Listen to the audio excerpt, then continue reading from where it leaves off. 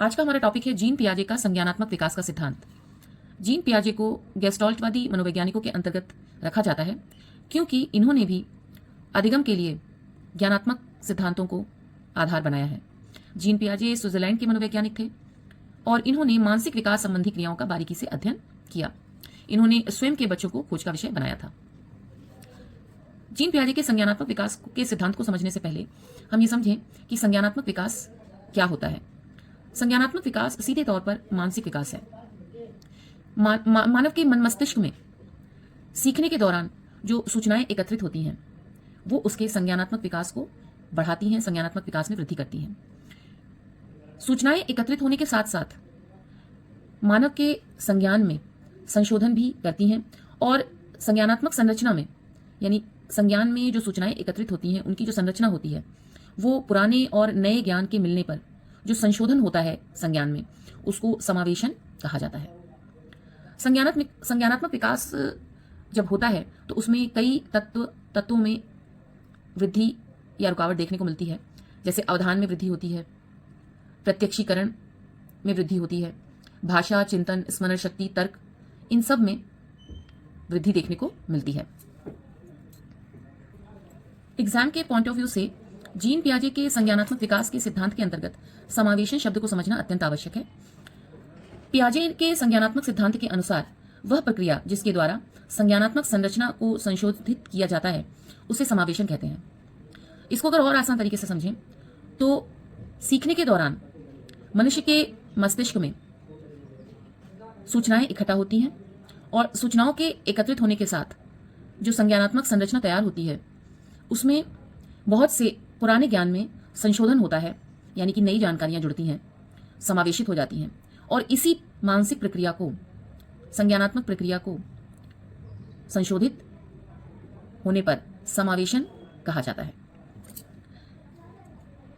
प्रक्रिया की अगर बात करें तो अनुकूलन से विचारों एवं तर्क का विकास स्मृति विकास और मानसिक निरूपण पर आधारित होती है।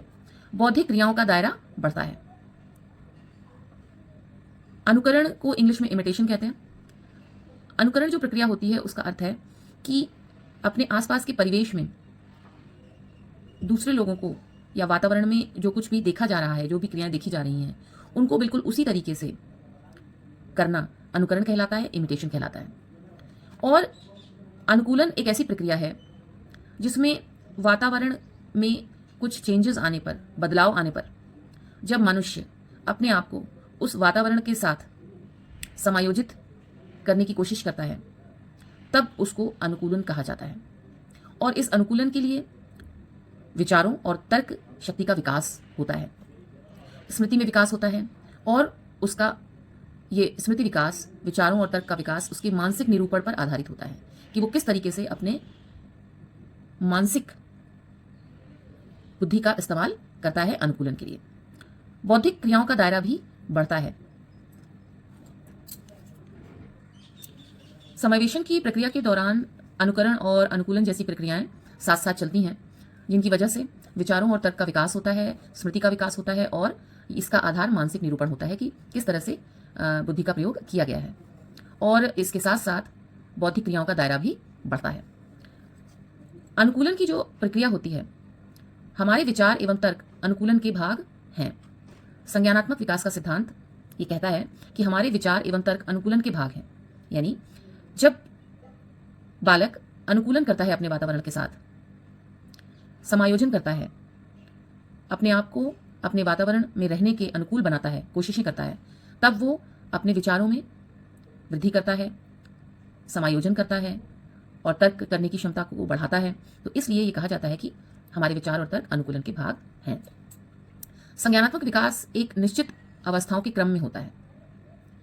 संज्ञानात्मक विकास को हम जानते हैं कि मानसिक विकास भी कहा जाता है और ये जाहिर है, हम पढ़ चुके हैं इस बात को, कि संज्ञानात्मक विकास कहें या मानसिक विकास कहें, ये किसी भी बालक की शारीरिक विकास और मानसिक विकास दोनों पर डिपेंड करता है। जैसे जैसे शारीरिक विकास में वृद्धि होती है और परिपक्वताएं आती हैं, उसी क्रम में संज्ञानात्मक विकास